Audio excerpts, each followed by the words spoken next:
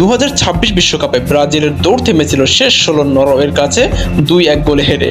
Neymar জুনিয়রের একমাত্র গোলটি কেবল সেলেসাওদের হারের ব্যবধান কমিয়েছে। এরপরই কাঁদতে কাঁদতে মাঠ ছাড়া এই তারকা অবসরের ইঙ্গিত দেন। তবুও যদি কিন্তু মেলাচ্ছেন অনেকেই।